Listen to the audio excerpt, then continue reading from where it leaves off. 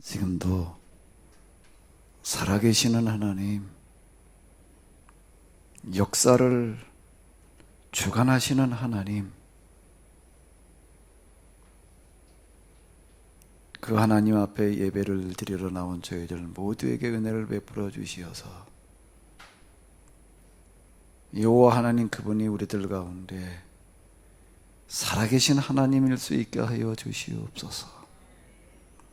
여호와 하나님이 우리들 가운데에서 역사를 주관하시는 분일 수 있게 하여 주시옵소서. 우리의 성경 해석은, 그리고 우리의 하나님 이해는 살아계신 하나님이 아니라 역사의 주관자이신 하나님이 아닌 것을 용서하여 주시옵소서. 말로는, 생각으로는 하나님께서 살아계시며 역사의 주관자라고 말하지만은 실제 해석이 그렇지 못한 것을 용서하여 주시옵소서. 오늘도 과연 우리의 하나님이 어떤 하나님이신지, 하나님을 믿고 있는 우리가 지금 예배드리면서 누구인지를 혼돈하고 있는 저희 모두를, 그리고 이 예배를 용서하여 주시옵소서. 하나님, 우리에게 은혜를 베풀어 주시어서 기본 중에 기본으로 돌아가게 하여 주시옵소서. 출발이, 첫 단추가 바로 되게 하여 주시옵소서. 하나님, 예배와 더불어 또 헌금 시간 허락하셨음을 감사드립니다. 헌금을 드리기에 앞서 헌금 시간이 이런 제도를 주신 하나님의 뜻이 무엇인지를 먼저 바로 알게 하여 주시옵소서. 막연하게 하나님 앞에 뭔가를 드리고, 그리고 하나님께서 이 예물을 받으시고 복을 주시려고 하는 이런 우리의 헛된, 잘못된 신앙을, 이해를 용서하여 주시옵소서. 하나님이시여, 저희들이 정말로 하나님께서 받으실 만한 헌금 이해가 있게 하여 주시옵소서. 그 바른 이해 가운데에서 바른 헌금 드릴 수 있게 하여 주시옵소서. 하나님, 정말로 이 헌금이 하나님께서 받으실 만한 헌금, 그 헌금이게 하여 주시옵소서. 하나님께서 진정으로 기대하시는 헌금, 그리고 받으시는 헌금은 여기에 드리는 이것뿐만이 아니라 이 세상 돈들이 다 하나님의 것이기에 하나님의 뜻대로 똑바로 쓰이기를 바라시는 그런 헌금인 줄로 믿습니다. 그런 헌금, 그런 헌금 이해, 그런 헌금 시간 되게 하여 주시옵소서. 정말로 하나님께서 우리의 아버지시라고 한다고 하게 되면, 내가 그분의 자녀라고 한다고 하게 되면, 이 세상에 대해서, 특히 세상 돈들에 대해서 주인의식을 가져야 될 줄로 믿습니다. 그렇지 못한 우리 모두를 용서하여 주시옵소서. 미신, 기복신앙을 가진 자들이 드리는 그런 헌금과 다를 바 없이 되어져 있음을 용서하여 주시옵소서. 헌금이 하나님께 드려지는 것이 아니라 하나님께서 받으실 수 없는 헌금, 하나님 앞에서 범죄와 같은 그런 잘못되어져 있음을 용서하여 주시옵소서. 하나님, 속히 우리들 가운데 헌금이 바른 헌금으로 바뀌어질 수 있는 날이 속히 오게 하여 주시옵소서. 우리 주 예수 그리스도의 이름으로 기도하옵나이다. 아멘. 자, 오늘은 8장이 되겠는데요. 자, 8장을 우리 현대 성경으로 보는 게 조금 쉬울 수 있겠죠. 오른쪽으로다가 우리 같이 보시도록 하겠습니다. 벨사살 왕이 바벨론을 다스린 지 3년째 되던 해에 나 다니엘은 두 번째 환상을 보았다. 환상 속에서 나는 매우 놀랐다. 내가 엘람 지방에 있는 수사 성읍에 있는 게 아닌가? 나는 올레 강가에 서 있었는데 그 강가에서 뿔이 2개나 있는 순양 1마리를 보았다. 2뿔은 모두 길었으나 한 뿔이 더 길었다. 더 긴 뿔이 나중에 난 것이다. 그 양이 뿔로 서쪽과 북쪽과 남쪽을 마구 치받지 않는가? 그 어떤 짐승도 그 양에게 대항할 수 없었으며 어느 누구도 그 양을 붙잡을 수 없었다. 그 양은 자기 하고 싶은 대로 마구 움직였는데 정말 그 모습은 뭐라 표현할 수 없을 만큼 방자하였다. 도대체 이것이 무엇을 가리키는 것일까 하고 한참 생각하고 있는 사이에 서쪽에서 순념소 1마리가 마구 질주하고 있었다. 어찌나 빨리 내달리는지 그 다리가 땅바닥에 닿을 여유조차 없었다. 그 염소에 드는 사이에는 뿔 하나가 우뚝 솟아 있었다. 그 염소는 내가 강가에서 보았던 그 양쪽으로 온 힘으로 덜걸 뛰어갔다. 내가 자세히 바라보니 그 염소는 무척 화가 나서 양을 후려쳐 쓰러뜨리고 양의 머리에 난 2뿔을 부서뜨려 버렸다. 양은 대항할 아무런 힘이 없어 땅바닥에 나동그러져 짓밟혔다. 그러나 그곳에는 그 양을 구해줄 이가 하나도 없었다. 염소는 점점 그 기세가 등등해졌다. 정말 말이 아니었다.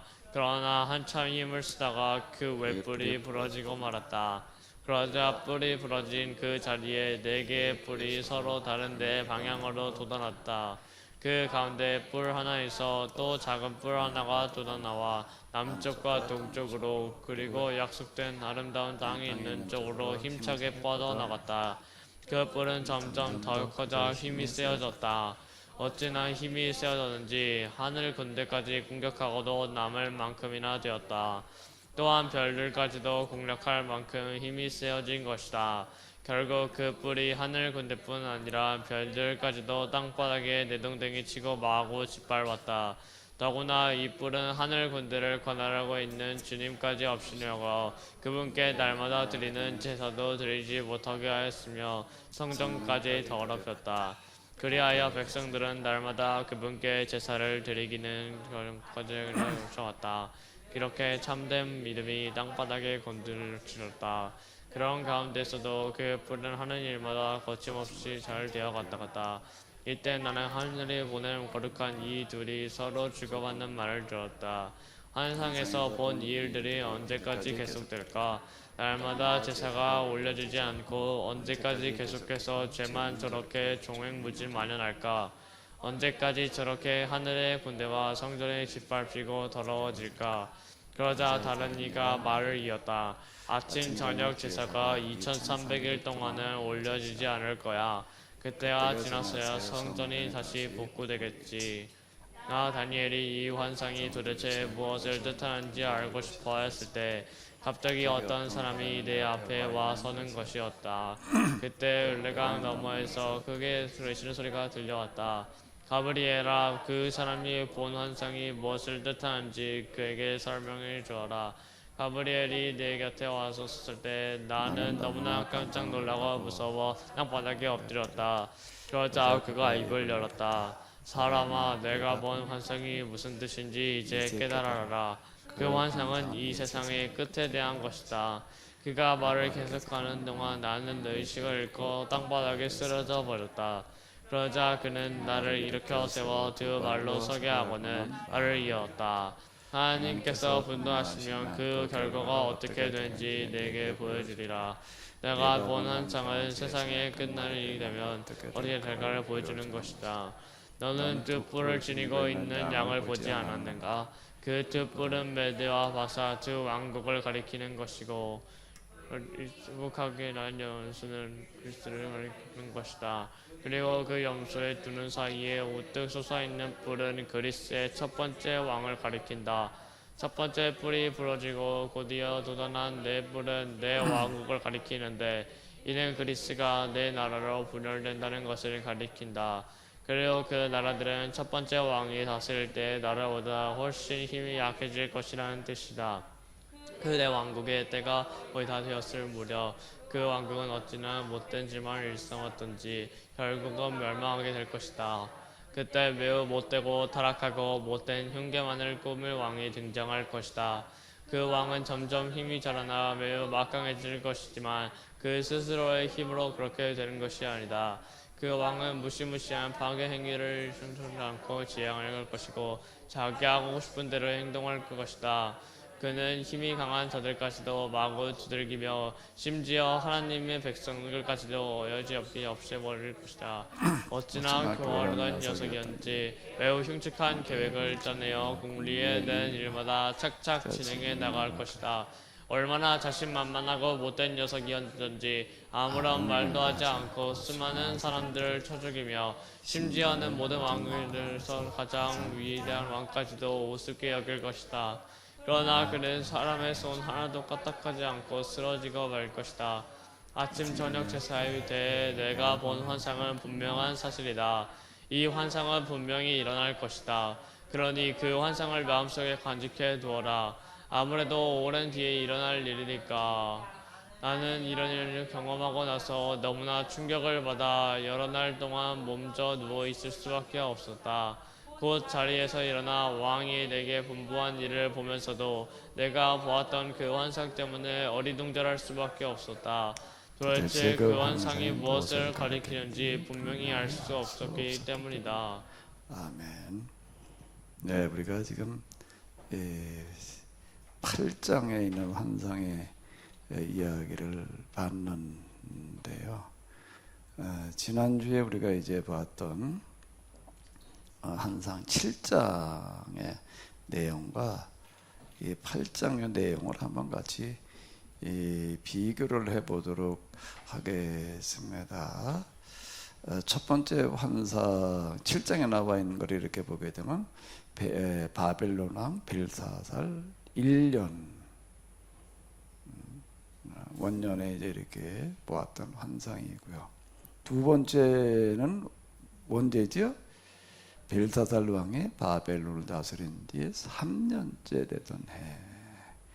두 번째 환상이 이렇게 나오고 있습니다. 그 7장의 내용을 우리가 지난주에 봤으니까 이제 이 짐승들이 이제 등장을 하는 어떤 이제 그런 건데 첫 번째 짐승, 두 번째 짐승, 세 번째 짐승 이렇게 주르르 나가고 있습니다. 근데 이번에는 또 이제 물론 짐승은 짐승인데 양과 염소 그리고 무슨 뿔 이제 이런 환상이 이렇게 되겠어요.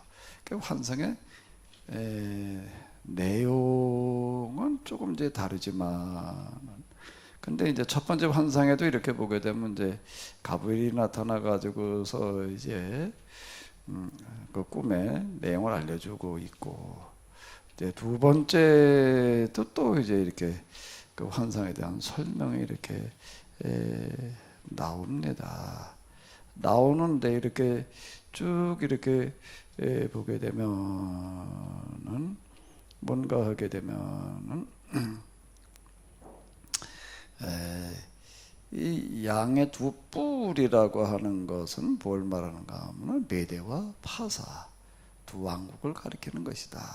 그리고 염소 그 다음에 이어서 그 양을 이제 죽이고 등장하는 염소는 그리스를 말하는 것이고 그 우뚝 솟아있는 뿔은 그리스 첫 번째 왕 알렉산더를 얘기를 하는 거죠. 알렉산더 얘기를 하는 것이다. 그리고 이제 뿔이 부러지고 이제 네 뿔이 났는데 이건 네 나라가 이제 네 나라로 분열되는 것을 말하는 거다. 이렇게 주르르 얘기를 해주고 있습니다. 근데 환상의 내용은 조금 다르지만은 결국 다루고 있는 주제는 어때요? 같은 걸 얘기를 하고 있는 거예요. 같은 걸 얘기를 하는 건데 뭔가 하면 바벨론에서부터 어디에 이르는 과정을 지금 얘기를 하는 거지요.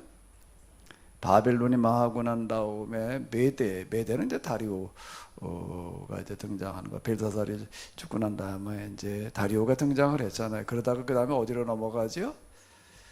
이제 페르시아 파사로 넘어가는 거예요. 파사로 넘어갔다가 이제 그 다음에 또 넘어가는 게 어디로 넘어가는 거예요?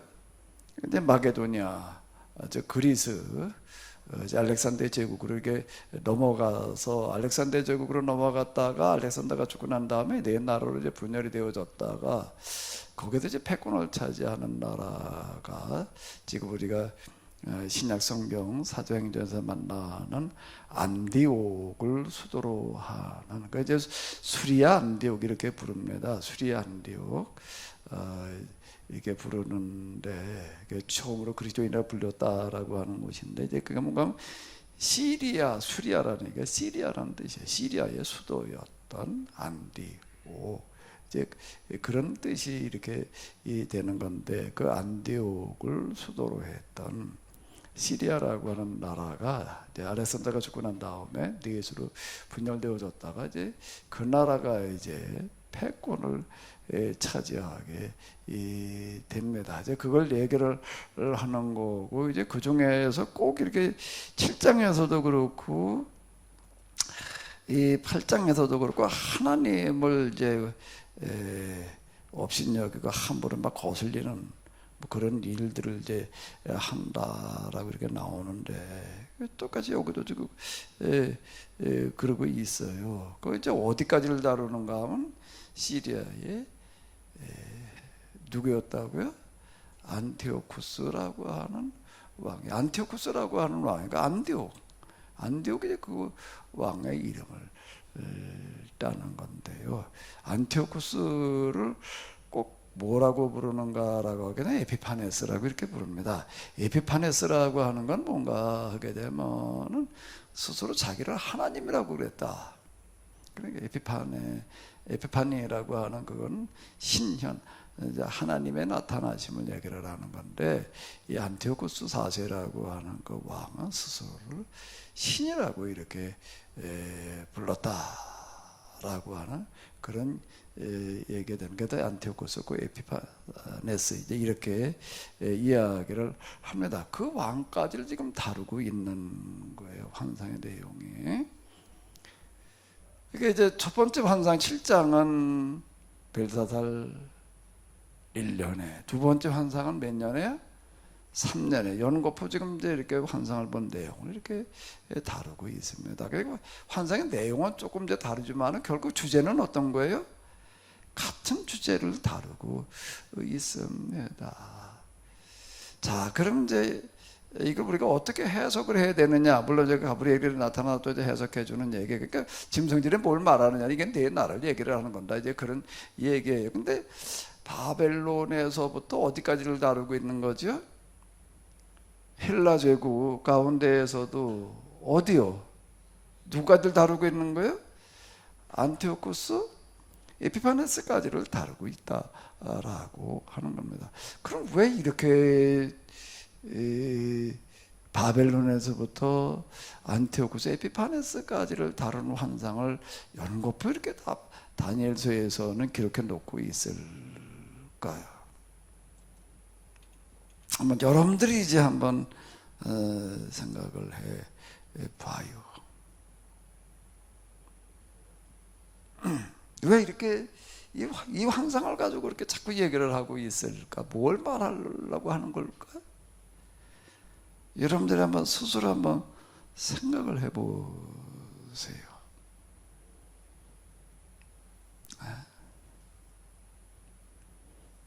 지금 뭐 주일 예배기는 하지만 뭐 팀주는 양방향이 가능하니까 괜찮습니다. 누가 좀 한번 얘기 좀 해보세요.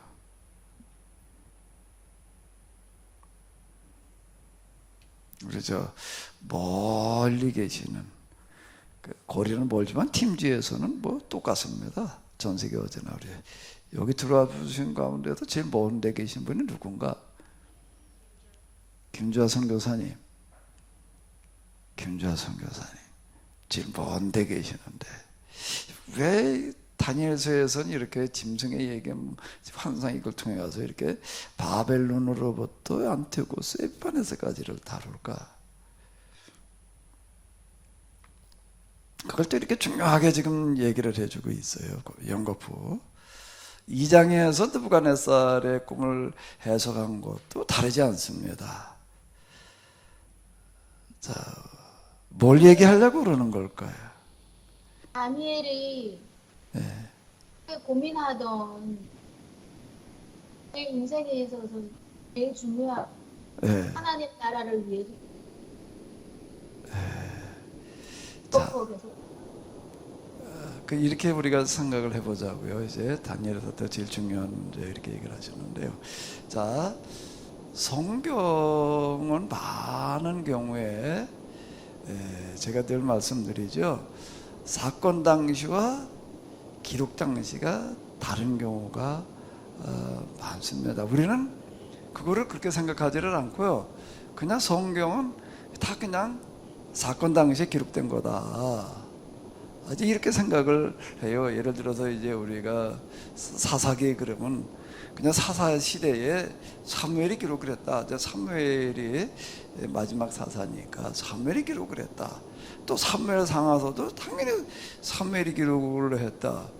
근데 사무엘서로 사무엘이 기록했다 그러면 좀 뭐가 이상한 게 사무엘을 보기도 상해도 죽어요. 죽고 끝나야지. 죽은 다음에도 얘기가 특히 사무엘 하루 넘어가게 되면 완전 다윈 얘기만 나오고 있는데 아니 죽은 다음 얘기를 어떻게 써? 죽었다가 살아나와 가지고 써놓나? 그러니까 이게 벌써 안 맞는 얘기가 되는 거야. 사무엘서로 사무엘이 썼다 그래 놓으면 이게 얘기가 안 맞아요. 죽은 다음에 그걸 어떻게 쓰냐고 그게. 예? 그게 안 맞는 얘기야. 근데 우리는 그냥 별 생각 없이 성경 그냥 사건 당시와 기록 당시가 같다 이렇게 제가 생각을 하고 자꾸 이제 이걸 보려고 그러는 경향이 있는데 그런데 이게 앞뒤가 안 맞는 경우들이 많습니다. 그게 이제 어떻게 생각을 해야 된다고요? 사건 당시와 기록 당시를 다르게 이렇게 봐야 되는 경우들이 많습니다. 어떤 경우에는 그게 구분이 안 되는 경우가 있어요. 우리가 봤던 예레미야서는 그건 사건 당시의 기록이다 이렇게 이제 볼 수가 있는 거예요. 예언서들은 이제 주로 그런 경우들이 있지만은요. 근데 이제 다니엘서 같은 경우도 예언서로 분류가 되기는 하지만은 이것도 다니엘 시대 때 썼다 이렇게만 보고 들어가게 되면은 그래도 뒤에 일어난 일들을 이제 예언해 놓은 거다 이제 이렇게 자꾸 보려고 하다가 보게 되면은 여기도 이제 많은 이제 오류가 있게 됩니다. 그 이제 사건 당시와 무슨 당시를요 기록 당시를 이제 다르게 되는 경우들이 있는데 다니엘서 같은 경우도 뭔가 하면 사건 당시와 뭐가요 기록 당시가 다르게 봐야지 이게 설명이 되는 거예요. 그렇지 않으면 이게 설명이 안 되는 게 너무 많아요. 사무엘서를 사무엘이 썼다 그러면 사무엘이 그냥 자기가 죽고 난 다음 일이 무슨 일이 일어날지 다 알고 써놨다 뭐 이렇게 얘기하고 넘어가면 몰라도 그 설명이 안 돼. 그게요. 자, 그럼 이제 여기 다니엘서를 사건 당시, 기록 당시를 이제 구분해 놓고 보자고요. 그러면 바벨론 그 다음에 이제 메대, 파사, 이제, 그게 어느 시대인가 하면 다니엘이 살았던 시대예요. 다니엘이 살았던 사건 당시의 이야기가 되는 건데, 사건 당시가 되는 겁니다. 그리고 기록 당시는 언제로 봐야 되느냐라고 한다고 하게 되면 언제로 보는 거예요? 그 환상의 얘기들을 보게 되면 꼭 바벨론에서 시작을 해가지고서 어디까지 끌고 가요? 알렉산더의 나라 중에서도 네 나라로 나뉘어졌다가 이제 그 중에서 제일 강한 나라가 되어졌던 시리아의 안티오코스 에피파네스 시대로다가 이제 꼭 가는 거예요. 그럼 이건 뭘 얘기를 하는 건가라고 하게 되면 기록 당시가 언제라는 얘기예요. 안티오코스 에피파네스 시대였다. 자, 이걸 얘기를 하는 겁니다. 그러면 이제 사건 당시는 언제라는 거야? 바벨론, 메대, 파사. 이쯤이고요. 기록 당시는 그로부터 이제 수백 년이 지나고 난 다음에 이제 안티오쿠스 에피파네스 시대다. 그러면 두 시대의 특징이 뭘까요? 두 시대의 특징이 뭘까요? 다니엘 시대의 특징은 뭐 하던 시대예요? 이스라엘 사람들이 바벨론을 끌려가가지고 뭐 하던 시대예요? 포로로 있던 시대예요. 포로로 있던 시대고, 근데 이제 안티오쿠스 에피파네스 시대라고 하는 건, 근데 에피파네스를 얘기를 할 때 안티오쿠스 에피파네스라고는 말하지를 않아요. 그래서 이걸 이제 묵시라고 이렇게 얘기를 하는 거예요. 누구라고 딱 지명해가지고 말을 하지를 않고 이제 상징으로 다 이렇게 이제 얘기를 놓는데, 여기는 뭐 무슨 뿔 뭐 이제 이렇게 얘기를 이제 이렇게 놓습니다. 그 시대는 이스라엘 사람들이 바벨론에서 귀환을 했지만은 귀환하고 난 다음에 당면했던 가장 어려웠던 시기였다라고 하는 겁니다. 가장 어려웠던 시기라고 하는 건 뭔가 하면 알렉산더 정책이라고 하는 거가 온 세상을 다 헬라화시키는 정책이었는데, 그래서 그 헬라 제국이 이렇게 이제 헬라라는 말 자체가 뭔가 하게 되면 모든 사람들 다 이 아테네에서 개발되어진 그리스 문화로 살게 하자. 이제 그래서 그 그리스 사람들뿐만 아니라 모든 사람들이 다 이제 이 아테네에서 개발되어진 문화로 살아가게 하자. 그게 제일 발달된 문화니까 그걸로 살아가게 하자. 근데 그 아테네에서, 그리스 아테네에서 그리스 문화를 개발한 사람, 그걸 만들어낸 사람들이 그걸 뭐라고 그러는 거예요? 헬라인들이었습니다. 그래서 이제 그 헬라 문화라는 얘기는 뭘 말하는가 하면은 아테네에서 개발된 그 문화 방식대로 사는 사람들도 헬라 문화 이렇게 이제 얘기를 하는 게 고대 그리스 문화, 헬라 문화 뭐 같은 걸 얘기를 하지만 조금 같으면서 좀 다른 거는 바로 이제 그런 얘기가 이렇게 되는 건데, 알렉산더 정책이라고 하는 것은 전 세계를 내가 가서 다 그냥 식민 지배나 하자 이렇게 생각을 하는 게 아니라 문화적인 지배를 하자 이제 이런 취지 시도를 했던 사람이에요. 그때 그 군인들을 다 이제 아주 교육을 시켜가지고 우리는 남의 나라 가가지고 그냥 땅이나 차지하고 가서 저 약탈이 나고 포로나 잡아오는 그런 수준 낮은 그런 제국을 우리가 건설하러 가는 게 아니다. 사람들이 다 그래도 사람답게 살아야 되는데 사람답게 살 수 있는 문화가 지금 가장 앞선 게 지금 이 고대 그리스 문화인데, 이 문화를 가지고 개화되지 못한 사람들을 가지고 이렇게 개화를 시켜가지고 이 문화대로 살게 하자. 우리 그러러 가는 거다. 그러려면 어떻게 해야 되느냐? 전쟁도 좀 우리가 그게 걸맞는 전쟁을 해야 된다. 우리는 절대 어디 가가지고 약탈하지 마라. 약탈하지 말고 부녀자들 성폭행하지 말고, 그건 뭐 성폭행 그런 거나 옛날 전쟁에는 아주 따라다니는 그런 거예요. 절대 그런 거 하지 말고 어느 지역을 가더라도 절대 우리는 백성들에게 민폐를 끼치지 않는다. 군대가 뭐 휩쓸고 지나가게 되면은요, 뭐 논이고 밭이고 그냥 뭐 다 뭉개고 다니는 거예요. 그 절대 우리는 그렇게 하지 않는다. 이제 이러고 가는 거예요. 근데 알렉산더는 그런 계획만 세워놓고 끝나는 게 아니라 그걸 가능하게 하는 뭔가 하게 되면 전략을 또 개발을 해내요. 근데 그 나이가 20밖에 안 됐을 때 그러고 있는 거예요. 20밖에 안 됐는데 그런 생각을 하는 거예요. 생각은 할 수가 있지만은 그런 전술과 전략을 어떻게 개발을 해요? 그게 참 놀라운 얘기죠. 근데 그게 어떻게 해서 가능했느냐라고 한다면은 고대 그리스 철학자 가운데에서 배출한 가장 위대한 학자, 그럼 아리스토텔레스 이렇게 얘기를 합니다. 서양이 배출해낸 최고의 학자는 아리스토텔레스다. 지금도 그렇게 평가가 이렇게 되는데 그 사람이 가르쳐 준 거예요. 그 이제 알렉산더는 아리스토텔레스의 제자여서 이제 어쨌든 이제 그러는데 그 헬라와 정책입니다. 그게 이제 헬라 문화로 살게 하자. 여기 다 넘어가는 거야. 다 넘어가는데 유일하게 버티는 게 뭐라고요? 유다가 버티는 거예요. 여기 안 넘어간 게 유일하게 유다예요.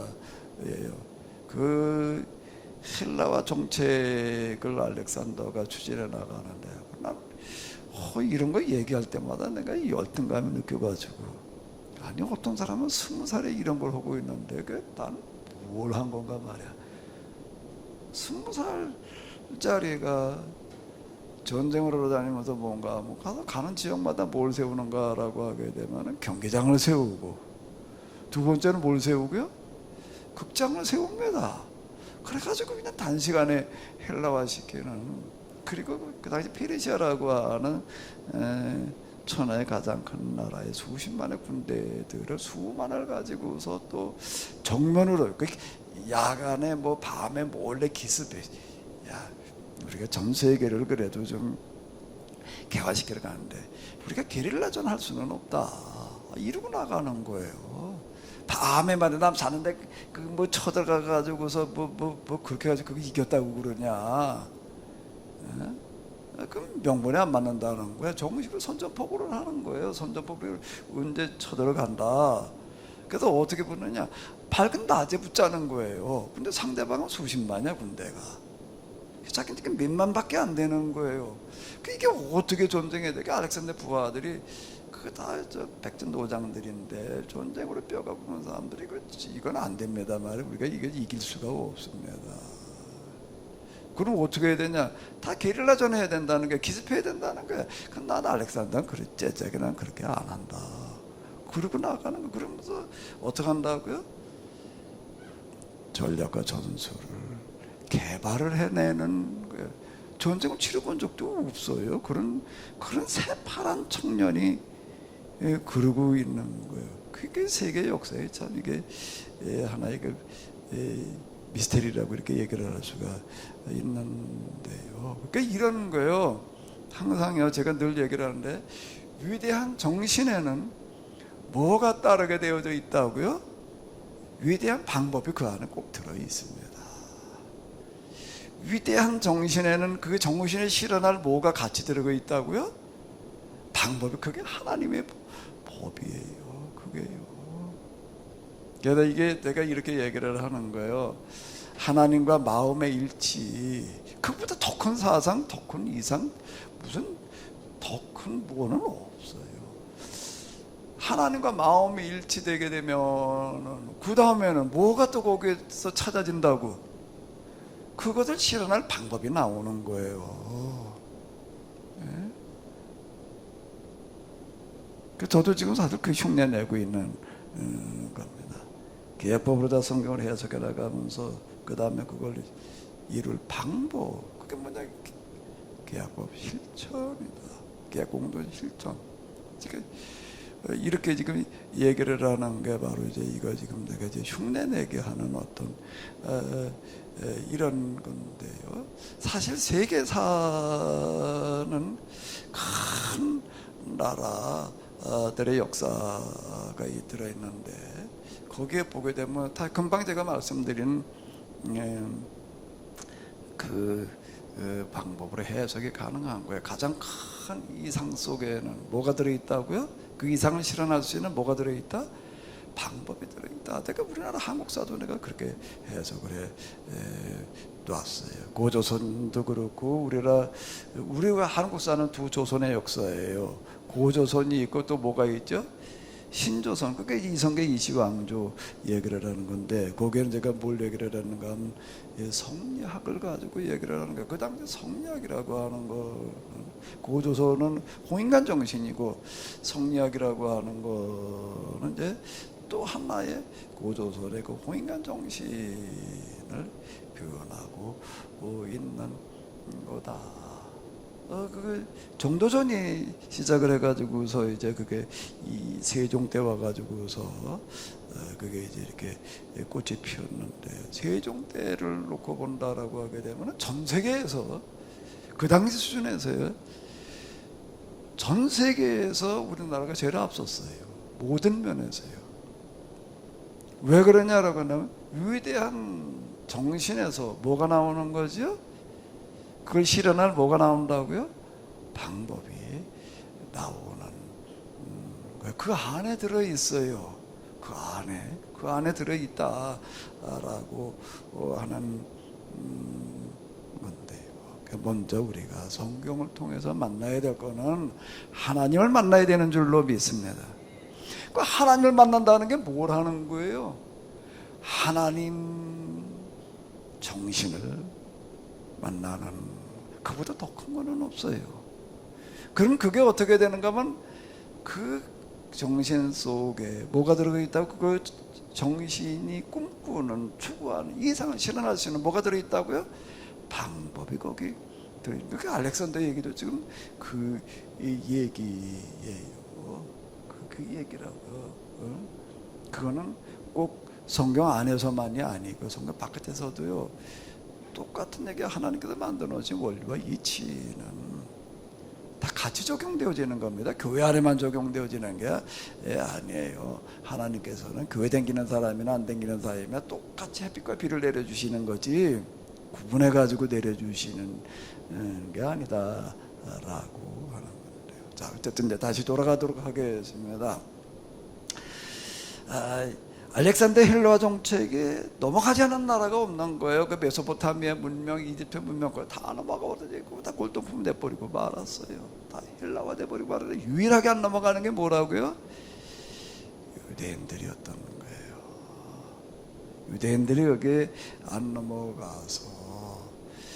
넘어가고 있는 요 유다를, 이건 아무리 운동 경기 극장 가지고서는 안 통하는 거예요. 이게. 그래도 어떻게 하는 거예요? 이제 군대를 보내 가지고서 유다를 갖다가 완전히 헬라화 시키려고 했던 사람이 누구라고요?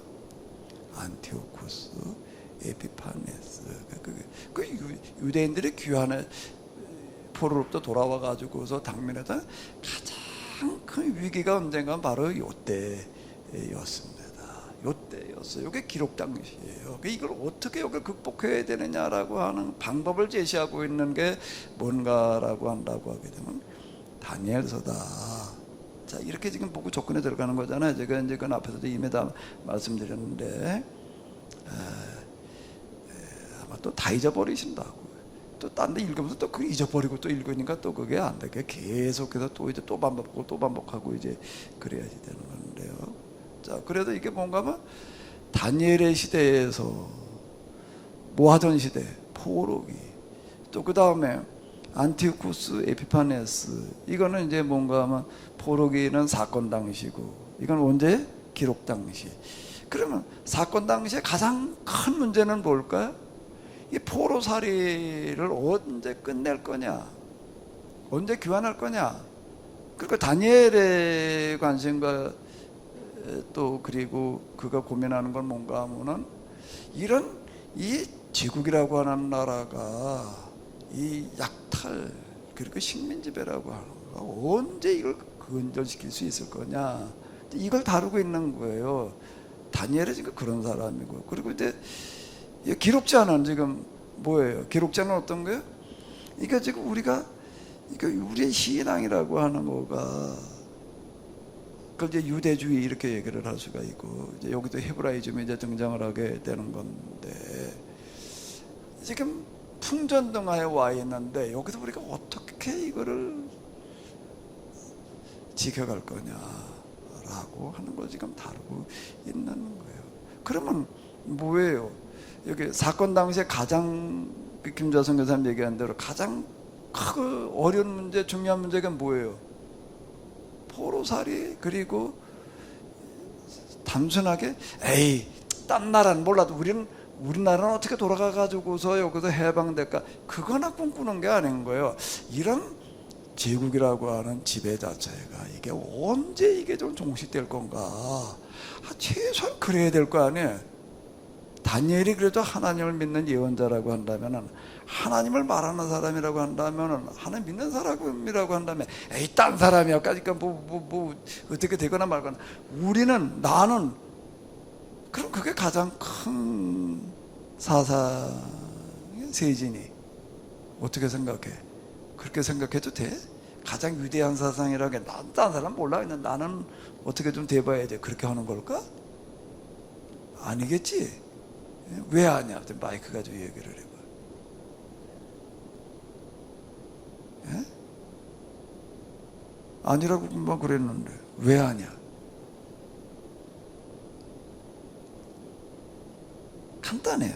가장 큰 사상, 가장 위대한 정신이라고 하는 거는 혼자만 잘 되려고 그러는 거 아니에요. 혼자 잘 살려고 그러는 거 아니에요. 어떻게 하려고 그러는 거예요?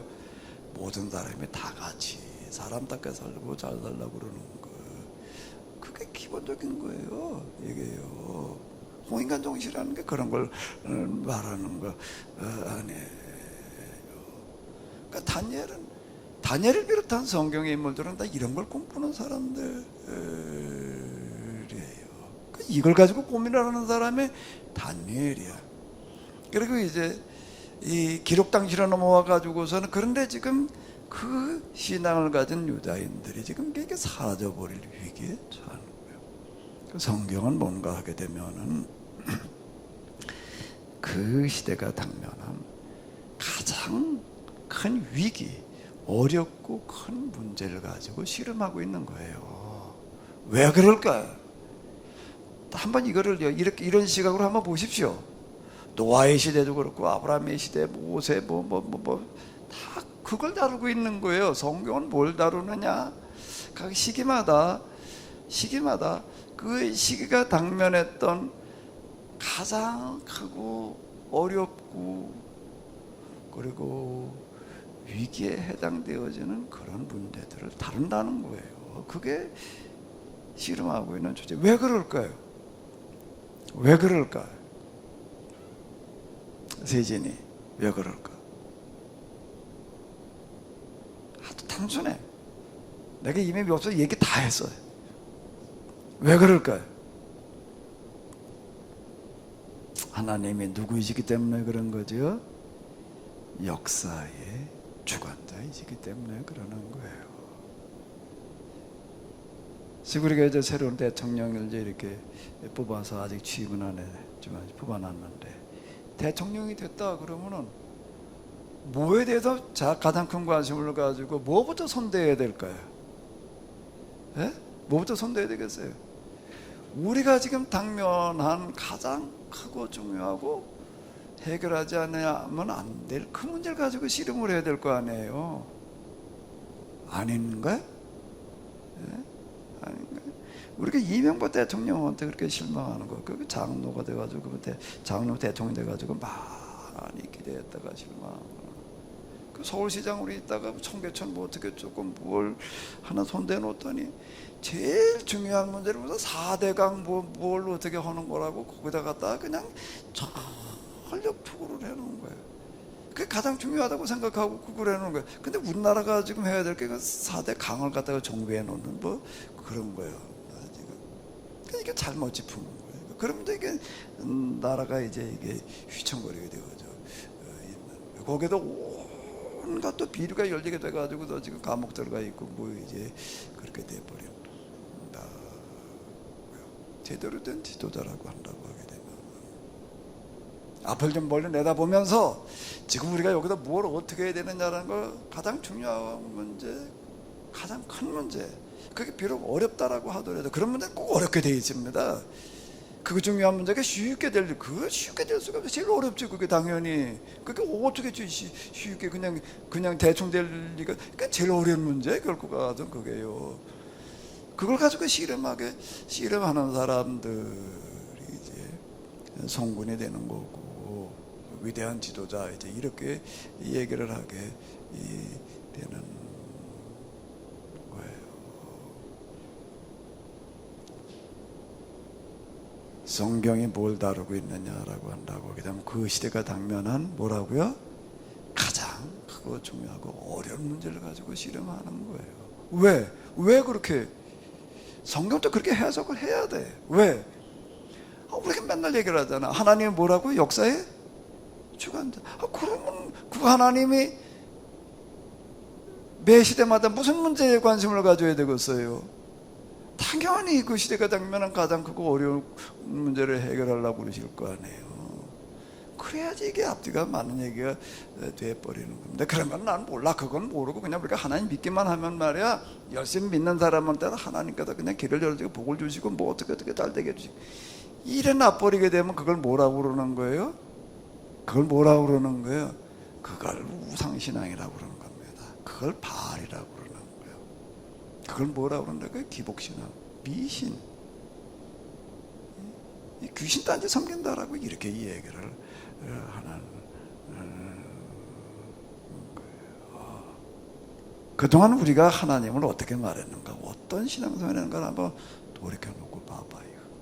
하나님 하나님께 예배를 열심히 드리면 이렇게 헌금을 하면 말이야, 하나님께도 그 사람에게 복을 주셔. 그러면 이게 벌써 앞뒤가 안 맞는 얘기. 헌금이라는 게 말이야, 헌금 시간이 뭔가라고 한다면은, 하나님 앞에 11조를 잘해봐. 그러면 싸울 곳에서 복을 주시는 거야. 뭐 몇 장 몇 절에 뭐 성경 구절에 그리 찾으려면 또 이걸 또 좋고 또 많지. 또 뭐 그럼 또 예화를 들으려면 뭐 록펠러부터 시작을 해가지고서 뭐 또 뭐 우리나라 어떤 목사님이 있었어요. 저 큰 교회 목사님 한 번. 그 목사님은 입만 열면 무슨 소리 하는가라고 하게 되면, 자기 어머니가 전도사였는데 그냥 어렸을 때부터 그냥 아주 철저하게 11조 교육을 받았다. 철저하게 11조는 그냥 무조건 해야 된다라고 해가지고서 그냥 그렇게 11조를 그냥 열심히 애들 때부터 했다. 그랬더니 하나님께서 복을 주셔가지고서 이렇게 큰 교회 목사가 돼서 이렇게 지금 잘 쓴다. 아직 그 얘기인데 그 교회를 좀 이렇게 출석한 적이 있어가지고서요, 많이 들었습니다. 그 교회는 교인이 이제 몇만 명 됐는데요, 주보에다가 이렇게 뒷면에 보게 되면 헌금자 이름을 다 써놓습니다. 그 많은 사람을 다 써놓는데요, 11조 뭐 감사헌금 쭉 써놓는데, 하나 특징이 뭔가 하게 되면 헌금자 이름을 주보에다가 써놓는데 순서가 그냥 헌금 집계한 순서도 아니고 가나다 순서도 아니고 X 순서예요. 제일 먼저 쓴 사람, 제일 많이 11조 한 사람이 감사헌금 하는 사람이에요. 근데 거기에 항상 거의 매번 목사님이 올라가. 그래서 내가 이거에서 제일 이제 수입이 많다 이제 이런 얘기가 이렇게 되는 거예요. 그 목사님 뭐 사례비를 제일 많이 받아서 그러냐? 목사님 사례비가 그 제일 많이 늘리는 없죠. 다른 수입이 그렇게 많아. 다른 수입이 뭔 수입일까? 관계 목사님도 여기저기 부흥회를 나가게 되면 사례비를 또 어마어마하게 많이 받아요. 어마어마하게 많이 받아. 그래가지고 그거 11조 그래가지고 그 왜 뭐라고 얘기를 하는 건데 11절 열심히 했다 이렇게 복 받았다. 이런 식으로다가 거기다 입을 여는 얘기하는 사람들이 이렇게 많습니다. 그러면 헌금이라는 게 겨우 그저 그런 건가? 11조 사람한테는 그냥 하나님께 잘 살게 하시는 수준이냐 말이야. 응? 그지 우리가 헌금을 그렇게 생각하고 1,000번째도 떠드리는 사람이 있고 뭐 이러고 있습니다. 이게 가장 위대한 정신에서 나오는 헌금 해석일까 그게? 헌금이라는 게 적어도 그래도 살아계신 하나님이 세상 모든 걸 주관하시는 하나님이시라고 한다면 헌금을 무슨 헌금을 왜 하라고 그러겠어요? 한번 스스로 물어봐봐요. 야 11조 감사하고 열심히 해. 그럼 내가 너 복 줄게. 겨우 그 수준이겠어요? 그래? 하나님 수준이 그 수준이야? 그러니까 여러분들이 믿는 하나님 수준이 그 정도이길 바래요? 예? 여러분들이 믿는 하나님은 그 정도 수준이길 바래? 세진이 네가 믿는 하나님은 수준이 어떤 수준이어야 되겠어? 그 하나님 좀 하나님 수준이어야지. 한번 스스로 생각을 해보면 답이 나오는 거예요.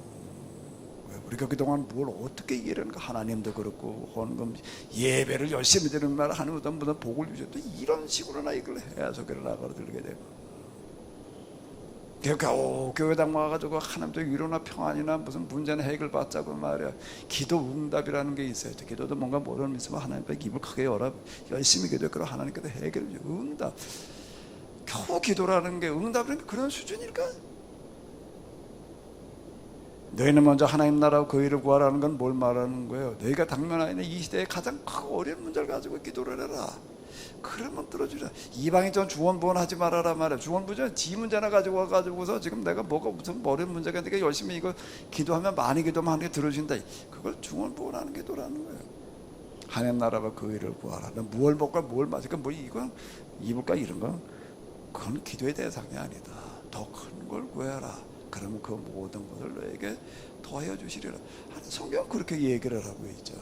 근데 우리 그런 건 뭐 그런 성경에 있는 거고 그냥 어려운 일이 있으면 그냥 와서 열심히 기도해. 그러면 하나님께서 그냥 들어주죠. 차 이런 수준은 다 그동안에 우리가 신앙생활을 해왔고 그걸 기도라고 그랬고 그리고 응답을 뭐 받았네 못 받았네 그래도 응답을 얼마나 받았어 그래. 누가 한번 기도해서 응답을 얼마나 받았는지 한번 얘기 좀 해봐봐요.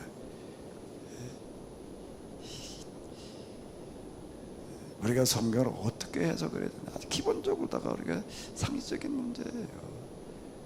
적어도 우리가 믿는 하나님이시라고 한다면은 그 하나님 믿는 사람들에게 뭘 기대하시겠어요? 뭘 해야 되겠어요? 그 시대가 당면은 가장 크고 어려운 문제를 그걸 해결하려고 그러셔야 될 거 아니에요. 그거 관심 가지고 그걸 해결하게 하시는 분야야지. 이게 그래도 좀 하나님 체면에 맞는 거지. 예? 하나님 체면은 겨우 11조나 잘하면 내가 복 주겠죠. 그런 하나님? 예?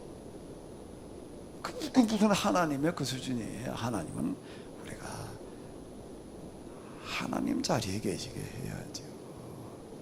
아멘? 하나님은 우리가 하나님을 하나님으로 대접해 드려야 돼요. 아멘?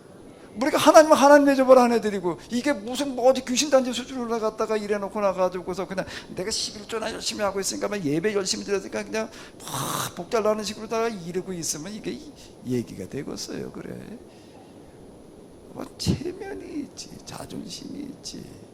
겨우 그래 우리가 그동안에 해온 게 뭘 한 거야 도대체. 한번 생각해. 하나님으로 우리가 대접을 해드려야죠. 아멘. 하나님 대접해드리는 게 뭘 어떻게? 성경을 하나님으로 그렇게 해석을 해야지. 그게 하나님 대접이에요. 네? 그보다 더 큰 대접이 어디 있어요? 그게 기본이지. 거기서 출발을 해야 되는 거지. 하나님은 저거 이제 귀신단지 수준으로 갖다가 놓고도 그러고도 뭐 열심히나 내라고 그냥 그래가지고 무슨 문제가 해결돼 무슨 복을 받았단 말이야. 뭐 이렇게나 떠들어대려고 그러게 되면은. 그러다 가지고 우리가 이 모양 이 꼴 난 거라고 지금요.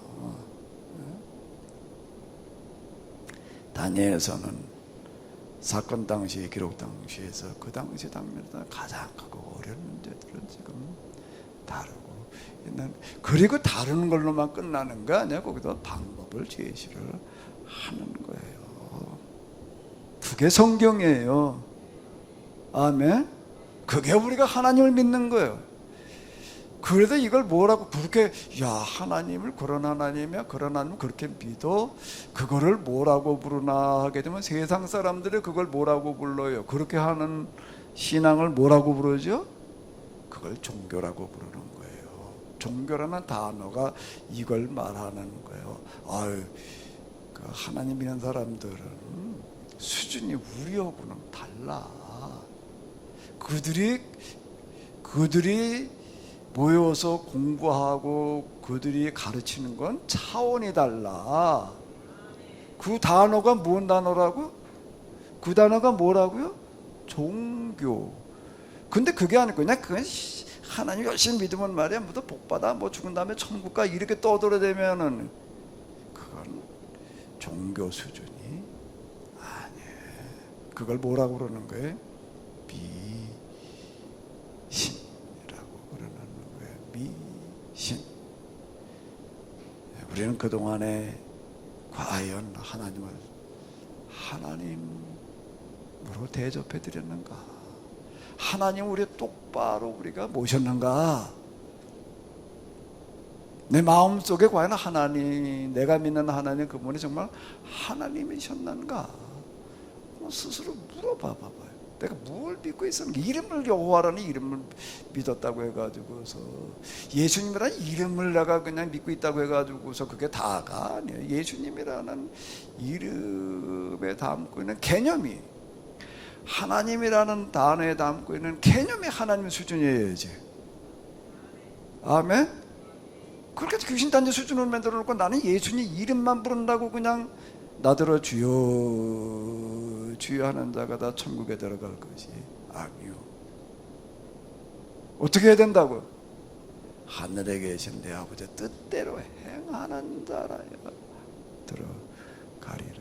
예수님의 이름 불렀다고 다가 이름에 무슨 무슨 마술에서 써먹는 무슨 어떤 부적은 아니잖아요. 하나님과 예수님의 이름이 무슨 부적의 뭐가 아니라고요. 그 이름만 불렀다고 그 다가 아니에요. 하나님을 하나님으로 우리가 정말로 믿고 하나님을 하나님으로 대접해 드려야 될 줄로 믿습니다.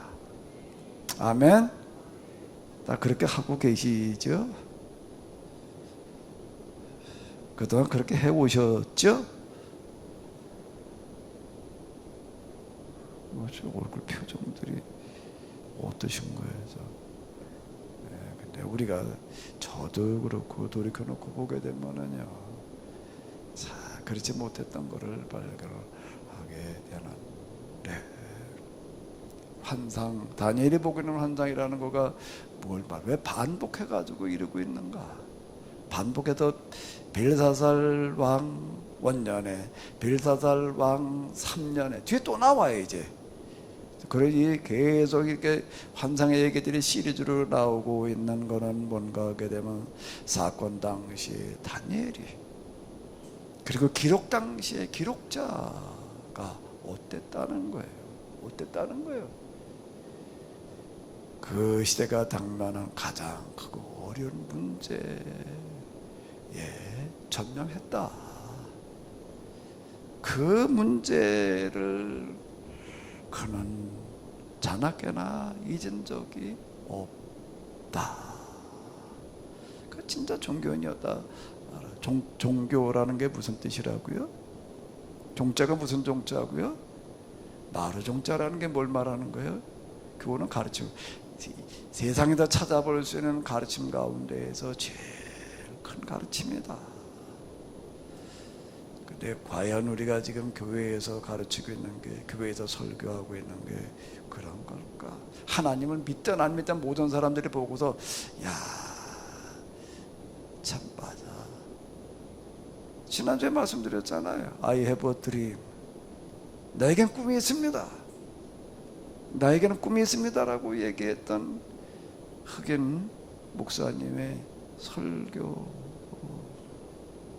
우리 시대에 누군가가 했던 말 가운데에서 연설이 됐던 설교가 됐던 말이 됐던 간에 뭐로 사람들에게 다가가는가 하게 되면 가장 위대한 설교, 가장 위대한 연설, 가장 위대한 말이라고 누구나가 인정해요. 그러니까 노벨 평화상을 주는 거예요.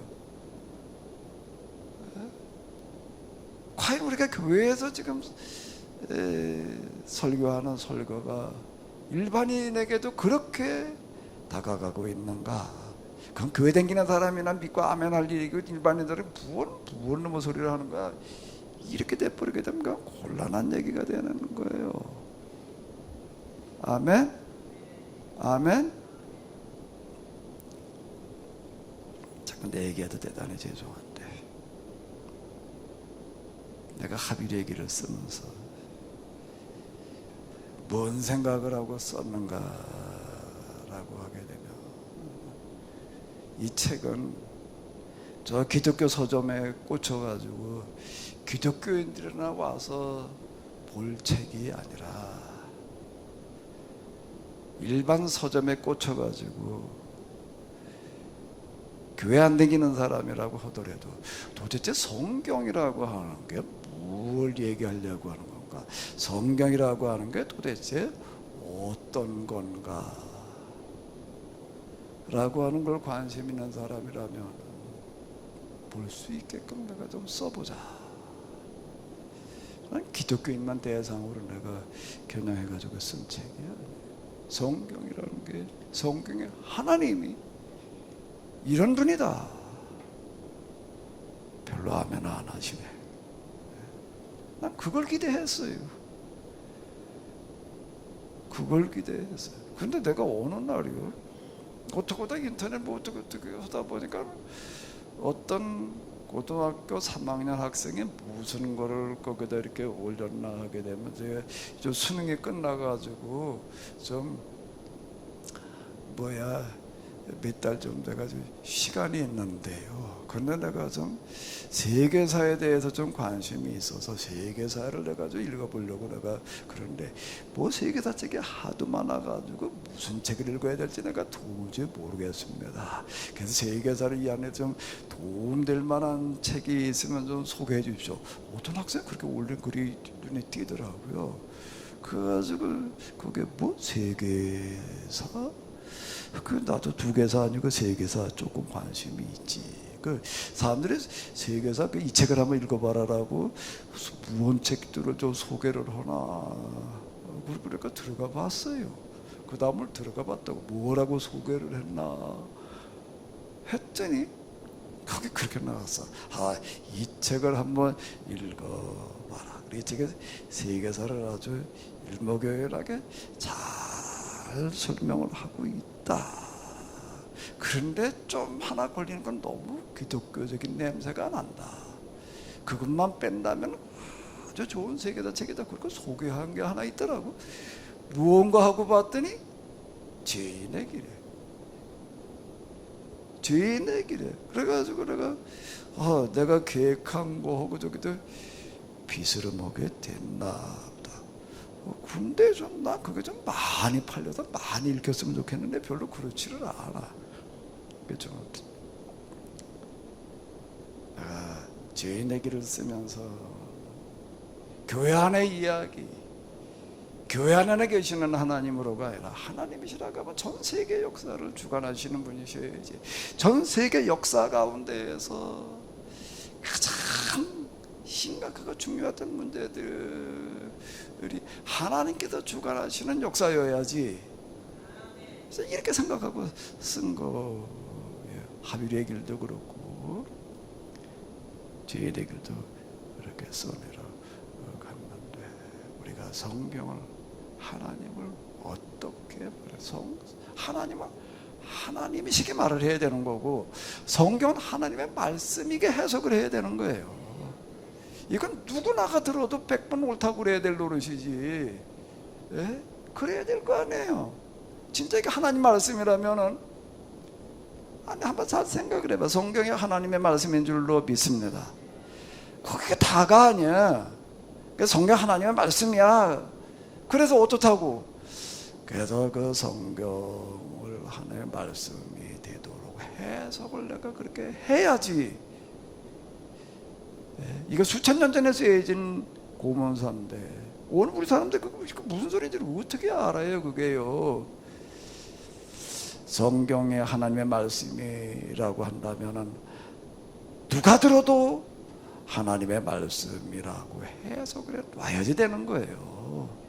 그냥 성경 하나님의 말씀에 믿는 게 다가 아니야. 해석을 해놔야죠.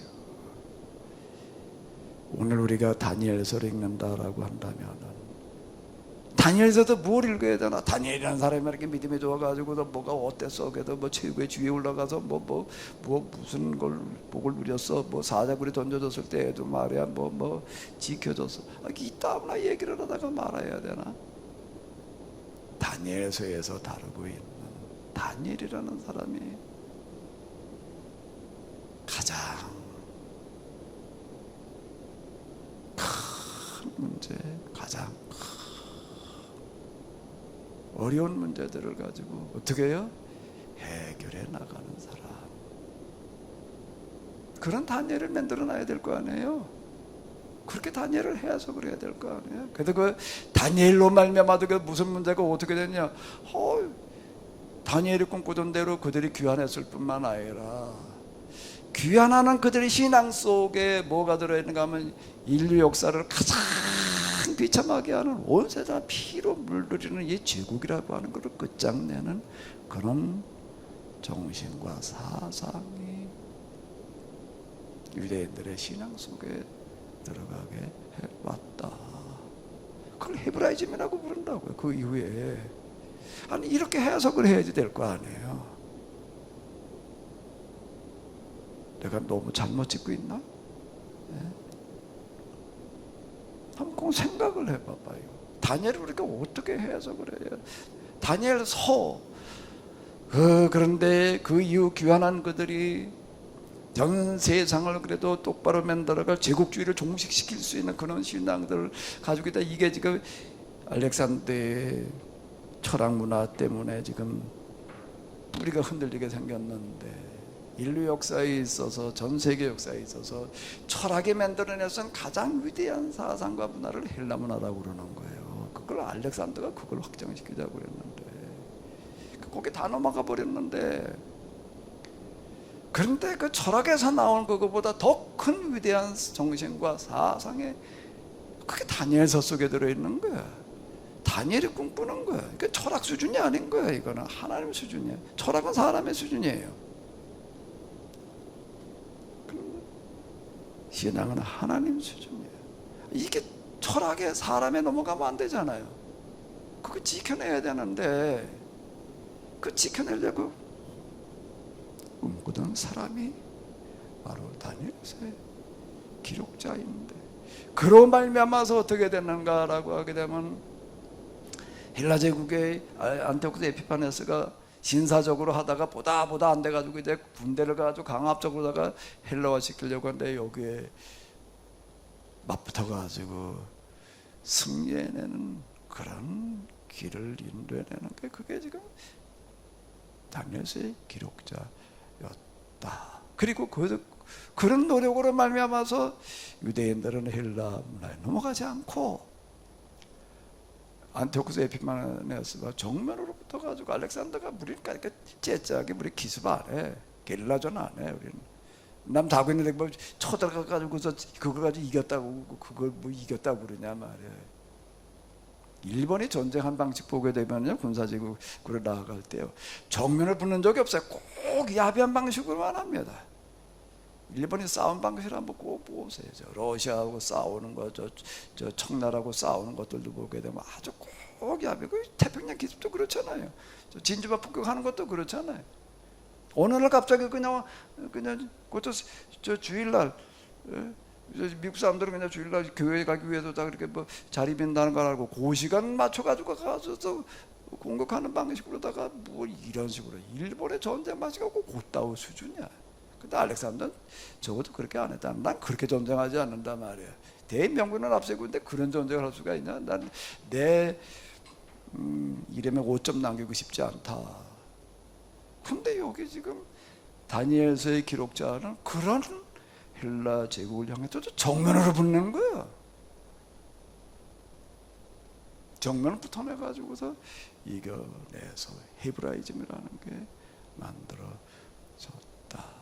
그게 지금 다니엘서가 담고 있는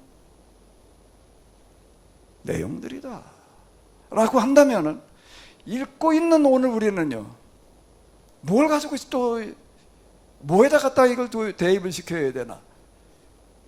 야 이게 하나님 열심히 믿어봐 그러면 말이야 푸성기나 먹어도 자 푸짐한 왕궁짐 먹은 사람보다 더 피부가 좋아져 이런 거나 얘기를 해야 되나 그래? 사자굴에 던져도 그냥 사자가 지켜주고 이런 수준이나 얘기를 해야 되나? 불구덩이 던져줘도 말이야 뭐 분사가 지켜줬고 이런 수준이나 얘기를 해야지 되는가?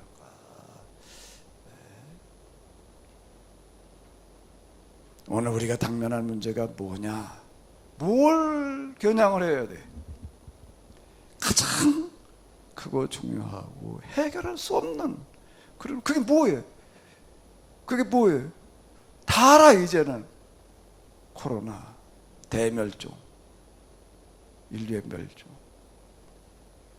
여기다 갖다가 대입을 시켜봐야지 되는 거예요. 그리고 어떻게 해야 되는 거예요? 여기에서 해법을 찾아내야 되는 거지. 그게 우리가 하나님이시게 하는 거예요. 성경에 하나님의 말씀이 되게 하는 거예요. 아멘? 한번 스스로 생각을 해봐요. 적어도 그래, 내가 성경 읽는다면은, 성경을 가지고 어쩌고 저쩌고 하려고 한다면은 뭘 얘기를 해야 되겠는가? 성경 여기 있는 건 말이야, 무슨 때 얘기하고, 저 종말을 얘기를 한 거야. 이딴 식으로 끌고 나가는 사람들 많아요.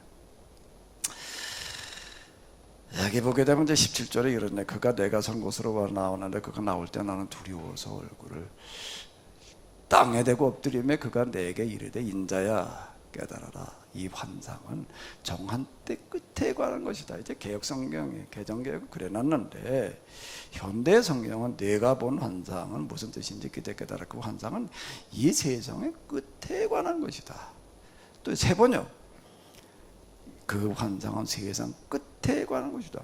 이딴 구절만 들을 때가 다니엘서도 얘기하는 거야. 세상 끝에 대한 종말을 예고한 거예요. 그렇게 지금 다니엘서 이렇게 해석들을 해요. 꼭 무슨 시한부 종말론 뭐 어쩌고 저쩌고 요한계시록과 도보다 끌고 들어가는 그게 뭔가 하면 다니엘서를 끌고 들어가서 몇 대 반 뭐 어쩌고 저쩌고 이렇게 다니엘의 환상 갖다가 그렇게 끌고 들어가. 근데 개정개혁 이 환상은 정한 때의 끝. 이 세상 끝. 뭐가 맞는 놈의 소리냐? 그럼 어떻게 하면 돼? 원문으로 들어가 보면 알지. 정한 때의 끝이라고 하는 정한 때라고 하는 건 뭔가 메트라고 하는 건데 이거 정해진 시간, 기회를 말하는 거예요. 세상 끝을 말하는 게 아니에요, 이게요. 그 다음에 이제 19절로 가게 되면 또 한 번 또 반복돼요. 이 이상은 정한 때의 끝에 관한 일입니다. 여기다 이게 이것도 단어가 조금 다르기는 하는데 그것도 같은 얘기예요. 정한 때의 끝을 말하는 거예요. 그 정한 때 끝이라는 거 지금 여기서 뭘 말하는 건가라고 한다라고 하게 되면은 다니엘의 사건이 당시로 넘어가 이 포로 생활이라고 하는 거가 제국의 통치라고 하는 거가 제국의 비기라고 언제 끝날 거냐라고 하는 걸 얘기를 하는 거다라는 얘기가 되는 거고.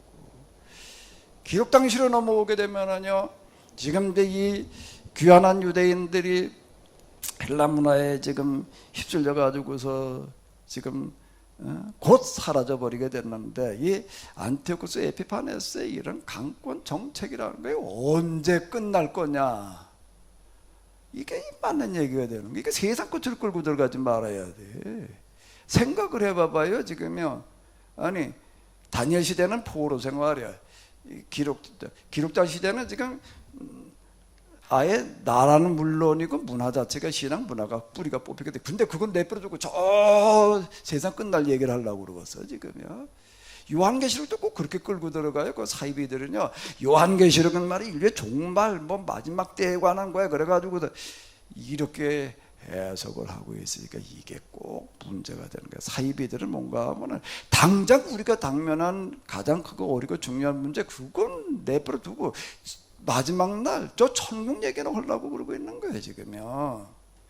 이 다니엘서까지 꼭 영적으로다가 어쩌고 저쩌고 이건 세상 종말에 관한 뭐라고 또 이렇게 끌고 들어가는 이런 해석들, 말도 안 되는 일들이 수두룩해. 이게 정한 때라는 건 뭐예요?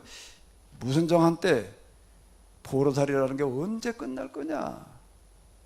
그건 사건 당시, 기록 당시로 나가서는요, 이 헬라의 강압 정치하는 거 우리가 언제 우리가 이거를 이겨낼 수 있겠느냐? 이걸 다루고 있다. 의례지기 앞뒤가 맞는 얘기예요. 오늘 우리는 뭘 가지고, 야, 이거 뭐 우리가 뭐 13만 4천이 돼가도 어떻게 구원받을 거냐 말이야. 정말 예전 부활, 저 재림 때 그를 끌고 들어갈 일이 아니야. 예전 재림 때를 끌고 들어갈 일이야. 지금 코로나 때문에 다 죽게 생겼는데, 이제는 뭐 사람이 죽어도 장례식을 치를 수가 없어가지고서 뭐 이제 3일장 다 사라져버리고 5일장, 7일장, 9일장 이렇게 가고 그 화장장에서 그냥 뭐 24시간 돌려도 이런 거 화장을 해드리지 못해가지고 장례식 치르지 못하는 시국이 돼버리고 말았는데 말이야. 그건 놔두고 그냥 뭐 죽은 다음 천국 가는 얘기 가지고 떠들고 있어야 되겠어요. 성경에 겨우 그런 거 얘기하는 책이겠어요. 한번 생각을 해봐봐. 다니엘서 통해서 종말의 시기가 어쩌고 저쩌고 떠드는 거 다 그게 뭔가 마귀의 속임수 있다고 넘어가지 말아야 돼요. 속임수에 넘어가지 말아요. 그런 거 하도 들어가지고서 나도 모르게 그렇게 보려고 그렇게 돼요. 여기 보니까 뭐야 이게? 여기 뭐라고 그랬다고? 여기 이 환상은 세상 끝에 또 일단 눈에 잘 들어와. 이 세상 끝. 여기 또 한 번 나와. 이 세상 끝날이 되면 어떻게 될까를 이게 번역을 이게 좀 있다고 해놨어. 이게 헷갈리기 딱 좋게 그냥. 다른 개정개혁이나 이게 개정개혁에서는 어떻게 해놨다고요? 이 환상은 정한 때 끝. 17절도 그렇고 19절도 그렇고 정한 때 끝에 관한 것이다. 세상 끝을 말하는 게 아니야. 그렇게 해석하지 그런 데 넘어가지 말아요. 오늘 우리가 당면할 가장 크고 중요한 문제에 대해서 초점을 맞춰 우리가 씨름을 해야 될 줄로 믿습니다. 거기에 그거 가지고 씨름하려고 그러다 보게 되면은요, 가장 위대한 정신에는 뭐가 들어가 있다고요? 그거를 실현할 방법이 그 안에 들어가 있을 거예요. 보이게 되어져 있어요. 그 사람한테 보여. 7장 8장은 뭘 말하는가? 그럼 어떤 사람이냐? 그 사람은 그 문제가 그에게 가장 큰 문제여야 되는 거예요. 가장 큰 문제여가지고 자나깨나 그게 어디 속에서도 그걸 가지고 씨름을 해야 된다고? 꿈에서도 그걸 환상인 거예요. 나는 나에게 가장 크고 중요한 문제 자나깨나 잊지 않고 그냥 자면서도 내가 그냥 잠결에도 그냥 씨름해야 되는 문제가 뭐가 있는가? 나 요즘 그런 거 하나 있어요. 무엇일까? 이놈의 집을 하나 짓고 있다가 보니까 이게 맨날 잠을 설쳐. 왜? 오늘은 뭐를 해야 되나? 아주 내가 요즘 그냥 들어가가지고서 그냥 아주 그냥 컴퓨터 켜가지고 보려면 시간이 오래 걸리니까 스마트폰에서 그냥 계속 매일 그냥 하루 몇 번씩 확인하는 게 있어. 뭘까? 기상청에 들어가가지고 일기예보 보는 거야. 날씨가 어떨려나 말이야. 공구리를 쳐야 되는데 이게 영하로 내려가면 기껏 쳐놓는 거 다 얼어가지고 그냥 버리게 되는데 버려도 다 공구리 쳤다가 영하로 내려가면 얼어서 다 버려요. 그걸 다 뜯어내야 되는 거야. 이게 보통 심각한 얘기가 아니에요. 짓는 것도 지금 돈이 모자라 허덕거리는데 그놈 먹고 뜯어내라 그러면 이건 몇 배가 돈이 들어가야 되는데 이건 이제 늙어 죽을 때까지 이제 이건 쪽박하게 생겼으니까 이게 이놈은 날씨. 이거 날씨가 물을 영하로 내려가 몇 도인가 이것만 보느라고 그냥 그래서 공구리 다 쳐놓고 나니까 이제 속 시원해요. 이제 날씨 영하로 내려가거나 말거나. 그 다음에 남은 게 되면 이놈은 지붕을 씌워놔야지 비가 와도 또 그 다음에 일을 올 텐데 또 그것 때문에 날씨 봐 이제. 그래도 내일부터 와서 그거 저 판넬 대기를 했는데 또 판넬 기술자가 또 코로나 걸려가지고 두 사람이 또 지금 일주일 동안 또 지금 또 자가격리해야 된대 또 그래가지고 딴 다른 부르스도 없고 또 그렇다고 아침에 또 연락이 왔어. 그래서 내가 이번 주 월, 화, 수, 목 날씨가 다 좋다. 이제 벽대고 지붕되는 데는 끄떡 없겠다 그랬더니 이놈에게 또 차질이 생겼어. 또 날씨 또 봐야 되게 생겼어 이제. 대답할 그 비가 오면 또 어떡하나. 비 하나 해줘 빨리빨리 끝낼 텐데. 왜? 맨날 자면서도 이놈에게 그냥 그래. 자면서도 여러분들에게 있어서 잊혀지지 않는 씨름하는 문제가 뭐예요? 스스로 한번 물어봐봐요. 근데 여기 이렇게 나가고 있습니다. 뭐라고 나간다고요? 벨사살 왕 1년에 벨사살 왕 3년에 다니엘이라는 사람은 한순간도 잊은 적이 없었다. 어떻게 이 비참한 제국이라는 걸 끝장낼 건가? 우리 민족대로 돌아가서 나라를 다시 세워서 그 나라가 돌아가서 그냥 나라나 세우는 걸 끝나는 게 아니라 그 나라가 이 세상의 제국을 종식시킬 그런 나라가 될 것인가? 그게 헤브라이즘이에요. 그게 헤브라이즘. 그게 다니엘의 정신이야. 근데 그는 그거를 한순간도 잊은 적이 없다. 자면서도 그 문제가 그게 환상이라는 건 하나님께서 말해 어떤 특정한 사람한테 종말이 일어나는 일을 보여준 계시. 그게 말이 안 되는 소리라고 안 듣는 거예요. 꿈 얘기. 그 사람의 마음에 씨름하는 문제 이야기. 다니엘의 환상을 해석하려고 하거들 다니엘과 같은 정신과 고민을 가져봐요. 그러면 다니엘서가 보여. 아멘? 아멘? 제 경우에 이게 이런 게 없을 때는 다니엘서가 맨날 신비한 무슨 얘기 그냥 종말에 관한 무슨 뭐 비법 이렇게만 보여준 거가 어느 날 다시 보이는 게 뭔가 하게 되면 다니엘의 고민이 내 고민일 때 그게 보이는 거예요. 다니엘의 마음과 다니엘의 눈물이 와닿게 되는 거예요. 그가 왜 그러고 시력을 했는지. 다니엘서를 우리가 읽어 내려간다는 것은 뭘 말하는 건가? 뭘 말하는 건가? 내가 오늘의 다니엘서 기록자가 되어라. 또 우리가 다음 주부터 순환주간을 맞이했습니다. 이번 순환주간은 예수님의 십자가를 순환을 고난을 그래서 어떻다고 그게 과연 내가 지금 내 가슴 속에 품고 있는 예수님의 순환이 무엇인지를, 꿈이 무엇인지를, 고민이 무엇인지를 한번 생각해보고 점검해 보시는 그런 순환주간 되시기 바랍니다. 내일부터는 아니고요, 다음 주부터지요. 네, 좀 이번 순환주간에는 좀 우리가 그런 걸 가지고 한번 고민해보는, 과연 내가 오늘의 다니엘인가? 오늘의 예레미야인가? 나를 고민해보는 그런 시간들 되시기를 바랍니다. 하나님 오늘 이 시간 허락하셨음을 감사드립니다. 하나님은 나에게 있어서 하나님이시게 하여 주시옵소서. 성경이 나에게 있어서 하나님의 말씀이게 하여 주시옵소서.